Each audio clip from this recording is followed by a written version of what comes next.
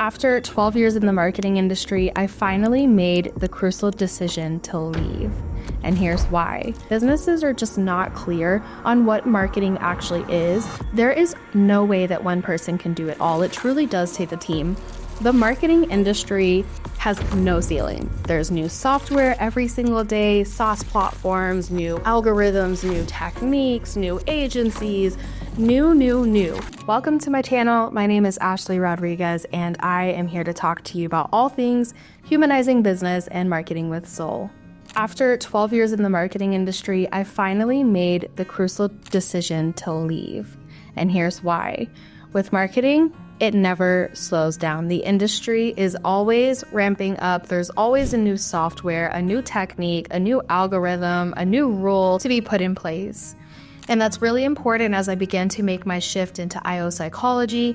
That is what my master's degree is in. And I started to see the needs of the industry, how much the marketing industry is struggling, how burned out the professionals are in marketing, and why that affects our overarching society as a whole. To keep it clear, I didn't completely leave the marketing industry. I do still have a media company, but I wanted to get rid of the consulting aspect of what I did for marketing.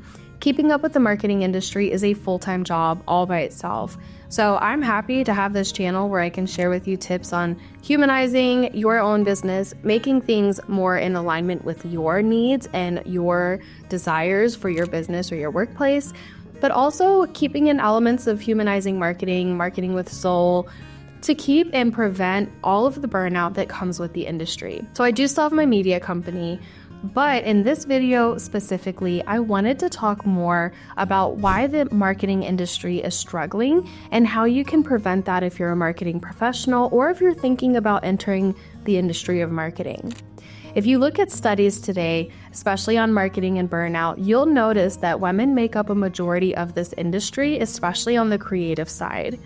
You'll also notice that women, according to different studies that are happening with Statista, there's LinkedIn studies happening, there are studies all over the place happening with the marketing industry.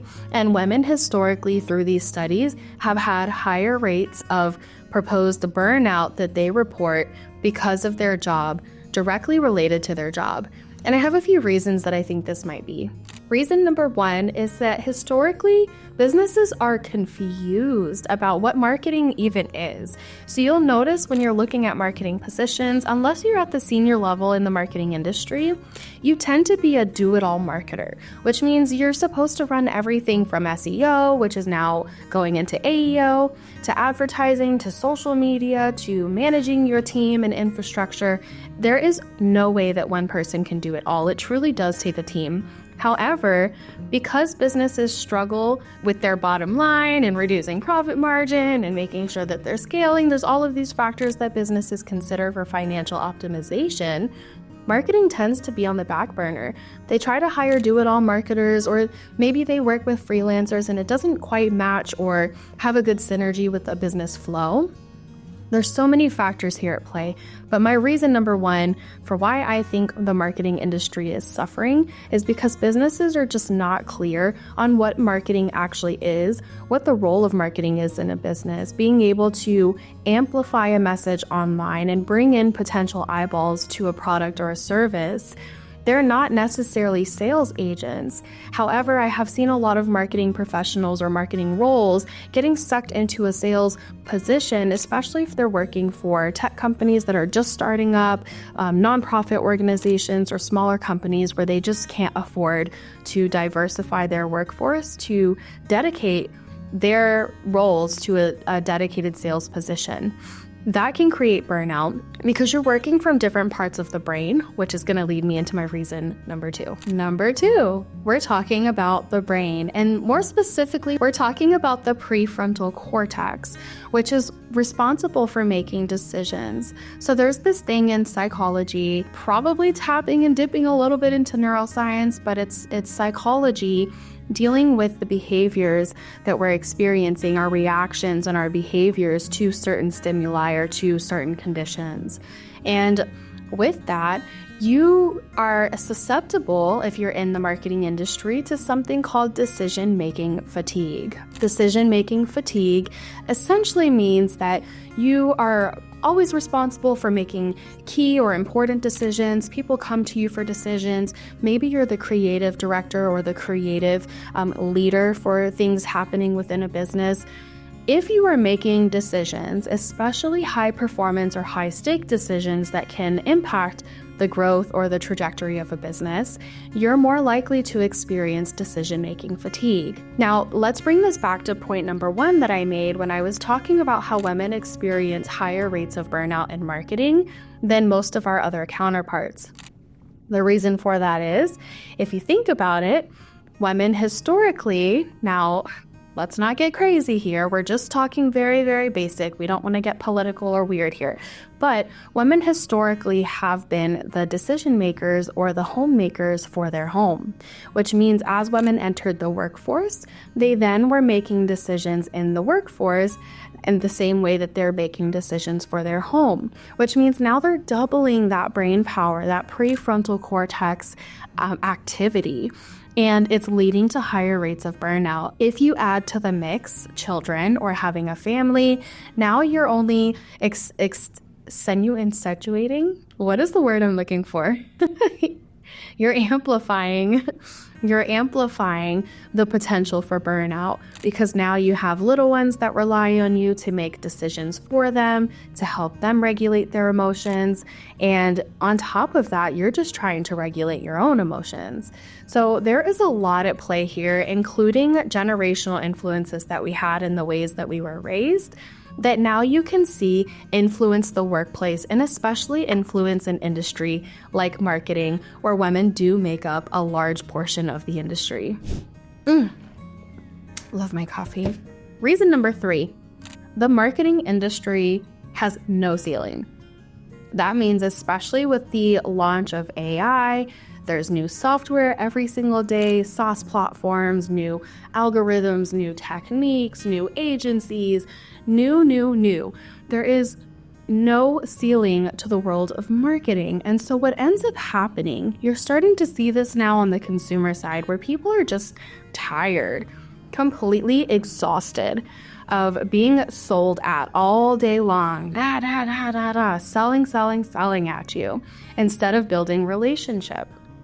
Now, what we're seeing with this, because there's no ceiling to marketing, professionals that get in the industry are starting to become a little bit burned out with the digital marketing aspect of things, because there's never a great job and now we move on. It's always on to the next. It's a high stakes, high performance job. If you notice, just do me a favor, look at a few marketing positions on LinkedIn or ZipRecruiter or Indeed, and you'll notice that most of the roles for marketing say that you should be able to thrive in a fast-paced environment. What? That works for some people who are young and hungry and maybe don't have other hobbies or things that they're doing in their lives. But unfortunately, we are human. And that means that we just are not marketing slaves. We have other hobbies and interests and things that capture our attention. So what happens is when you get into marketing, you may be able to sustain that fast-paced, high energy for a decade or so. That was the case for me. But eventually you're going to just realize like this is not worth it because it never ends and we're highly replaceable. That is really important to take note of, because as businesses are hiring their professionals, they are not always thinking about how they can create an environment or a workload balance that's going to support optimal creativity and innovation for their creatives. Especially with marketing, it can be a highly creative field, going back to what I mentioned, that there's always new. That if you're working in a state of burnout or high pressure or things are just not getting done, like there are so many factors here. You are losing opportunities for creativity and innovation when you're operating from a point of stress or burnout. It's just not going to happen, which means that your quality is not going to be as great. So moving forward, the industry is starting to see a real need for true vacations, breaks, sabbaticals, what have you, to support, again, the brain. the creativity. There's a portion of our brain that relies on optimal functionality to have the most creativity. And we have the most creativity when we're in a state of boredom or a state of relaxation, and we can actually free flow and think about things and try new things. So you can see that with the marketing industry, it has historically been like pump it out, output, output, output. And unfortunately, that directly disrupts the ability to creatively approach new ideas and innovate new campaigns and really focus on building a relationship with consumers instead of just selling at them. And there you have it. Those are my 3 reasons, as somebody who's been in marketing for 12 plus years now, why I'm deciding to take a step back from account management or performance marketing and focusing more on the creative side of marketing, which is creating content, media, film, storytelling, all of those fun things that I really love to do and was the reason that I got into marketing in the first place. I started my journey with a photography brand while I was in college.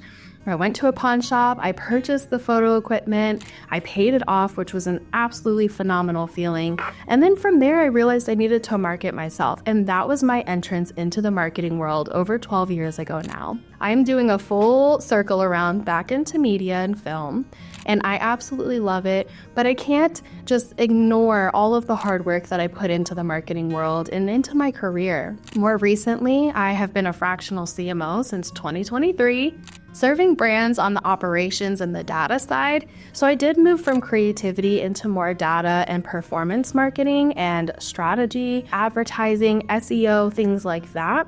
And as much as I love it, I can see very clearly where the industry is going. And as a woman with children of my own, I just decided that it was time for me to focus on something a little bit differently. And thankfully, my master's in IO psychology has helped me better understand why I was feeling some of these symptoms of fatigue and burnout and a lack of confidence in what I was doing because my brain was not being supported by the lifestyle that the industry of marketing proposes in most instances. If you like content like this, specifically focused on humanizing business and marketing with soul, and maybe just questioning everything that we've known and done over the last few decades, I would love for you to stick around, get to know me, ask questions, because I am going to be continuously posting on this topic and really advocating for changes in our business culture. My name is Ashley, and I will see you in the next video.